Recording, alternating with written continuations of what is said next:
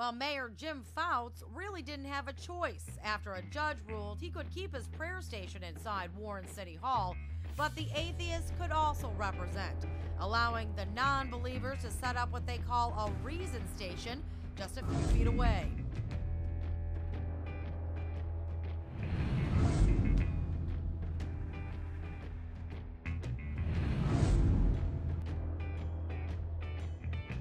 Douglas Marshall from the Freedom from Religion organization had a big problem with combining church and state and felt if he couldn't beat them, he and other atheists would join them.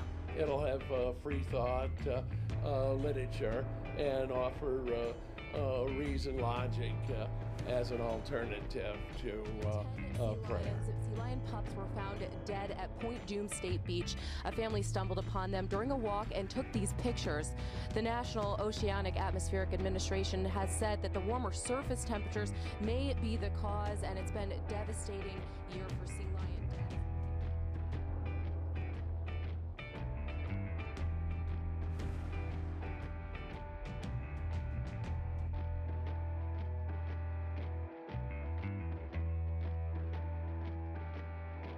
Well, this morning's commute was a little bit slippery to our south. Yeah, that's right. And folks down there don't normally have to, handle a whole lot of winter, but they're dealing with a lot of snow and ice right now. Tennessee may have been the hardest hit.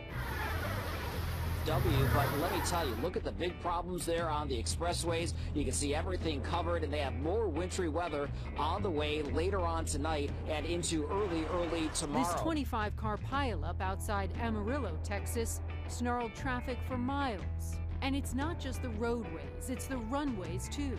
This American Airlines jet veered off the taxiway at Dallas-Fort Worth International Airport.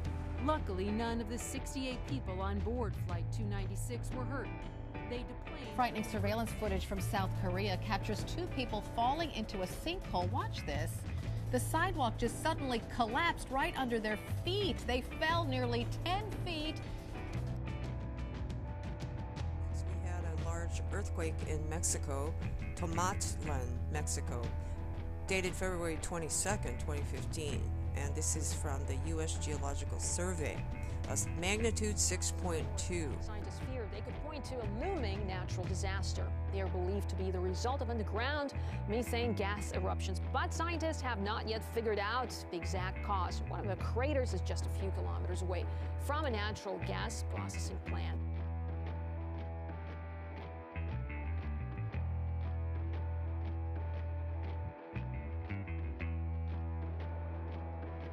One doctor claims he could be ready to perform a full body transplant within 2 years. That means surgically removing someone's head and attaching the head to a donor's body. Well, first off, Shep, the patient is matched with the donor for height and build. Then the head of the patient and the body of the donor are then cooled down to extend the time that their cells can survive without oxygen. The tissue around the necks are dissected and the major blood vessels are linked, kind of using tiny tubes. The biggest problem is fusing the spinal cord. If you come back, I can show you. They describe it as two bundles of spaghetti, your spinal cord, in the same way that hot water makes spaghetti stick together. They use chemicals to make sure the membranes mesh. Now, finally, the muscles and the blood supply are stitched together, and the patient is kept in a coma for 3 to 4 weeks so the spinal cord can then be stimulated. The doctor behind the study thinks we're only a few years. Shifting gears, and what I see as the biggest threat, three-parent babies could risk the future of the human race, is the headline out of the UK Daily Express. That's right. The UK legalized last year 3 baby parents. Now, these will not even be humans, ladies and gentlemen. And as infertility increases, you're going to have to go in and basically get a designer baby. And then with these systems, they can build Trojan horses in on record. They can decide certain traits to leave in, certain traits to take out.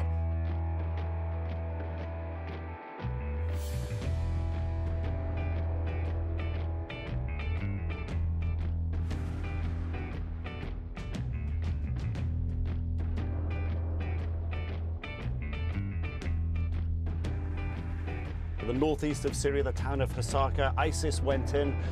They have captured women, children, men, priests, elderly, and priests as well, is what we're being told by Syrian human rights groups and an Assyrian human rights group as well. ISIS threatening here potentially their lives. What we've seen when ISIS has captured Christians in the past is to either give them an option. You either convert or you get killed. And during that operation last night, ISIS radios were overheard. They were talking about capturing crusaders, as if these people had never lived there for hundreds and hundreds and hundreds of years. And from Iraq's ambassador to the United Nations, another startling claim. ISIS is harvesting human organs from its victims in Iraq, selling them on the black market in Europe for profit. A dozen doctors in Mosul who refused to operate, he says, were murdered. The images are so sickening. It is hard to imagine how anyone could join the groups responsible. Yet the number of foreign nationals flooding into Iraq and Syria is at an all-time high. From this young Egyptian who once had dreams of becoming a fitness instructor, now transformed into an ISIS fighter. And it's not just young men, but young women. British authorities putting out urgent bulletins to help locate these 3 London schoolgirls missing and believed to be on their way to Syria. It is a problem we saw firsthand in Jordan. Syrians are our brothers, and when you see how they are being killed, you just have the motivation to go and fight. But the call to fight is reaching back home as well. As many as 150 Americans have tried traveling to Iraq and Syria to join radical groups there. Last May, Florida native Mona Mohammed Abu Salah blew himself up in Syria in an al-Qaeda-affiliated suicide mission, leaving an emotional video blasting Americans for fancy amusement parks and restaurants. I was never happy in America, he said. Life sucked. And finally, we call upon our Muslim brothers, particularly those in the West, to answer the call of Allah and target the disbelievers wherever they are. If just a handful of Mujahideen fighters could bring Kenya to a complete standstill for nearly a week, then imagine what a dedicated Mujahid in the West could do to the American or Jewish-owned shopping centers across the world. What if such an attack was to occur in the Mall of America in Minnesota? First, I would like to welcome Imam Sheikh Saad Musa Roble of the World Peace Organization to begin with verses from the Quran.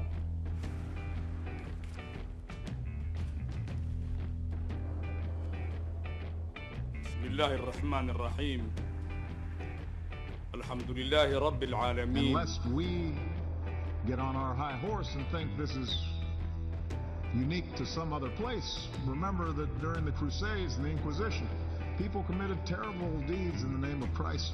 So this is not unique to one group or one religion. There is a tendency in us, a sinful tendency that can pervert and distort our faith. President Obama reached back 1,000 years to compare a group of Christians then to radical Islamists killing innocents in the name of Allah. All right, now. Thank you. Well, an alleged terrorist training camp right here in America, and the government is letting it happen. The FBI has reportedly known about an Islamist enclave in Texas and more around the country as well, but the State Department refusing to classify them as a serious threat. Talked her sister into jihad and following ISIS. She's 29-year-old Heather Kaufman is accused of working as an ISIS recruiter, someone who could help others get to Syria and join the bloodthirsty terror group. Well, according to an FBI criminal complaint, she tried to recruit 2 people, including an undercover FBI agent.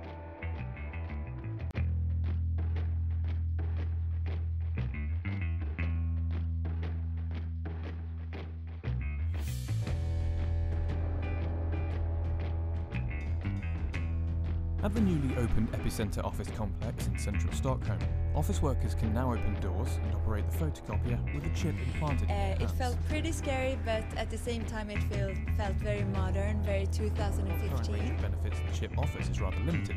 Messengergen said the aim is to explore what possibilities the chip represents and see how products and services can be developed around the technology.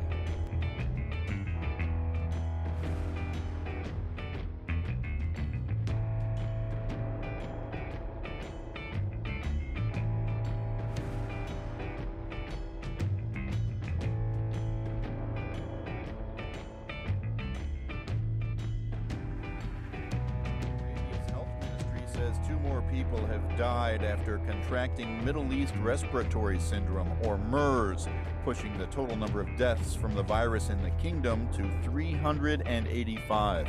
The ministry's statement on Saturday says that 902 cases of MERS have been discovered in Saudi Arabia since the virus was first identified in 2012.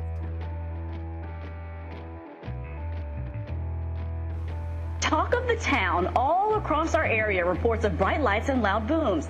Action News' Michael Yoshida is here with us in the studio with an explanation of what you might have seen. Michael. Erica, NASA says they know about these sightings. At this point, they're saying it does sound like a meteoroid entering the atmosphere. Now, Lake City Police and Columbia County deputies say they've been flooded with calls. Here at Action News, we've had more than a dozen. Now, we've been following reports from all around the state. They started coming in around 11 last night. This map gives you an idea of where those sightings were. You can see most of them in North Florida, Jacksonville, Lake City, Middleburg, but even as far as Orlando and 200 miles away in Tampa, they saw this bright light in the sky. The sky was a meteor. Look again here. Police say, or I should say that people also reported hearing a loud boom that rattled windows near Jacksonville. Officials say there's a good chance some fragments of that meteor may have reached the ground.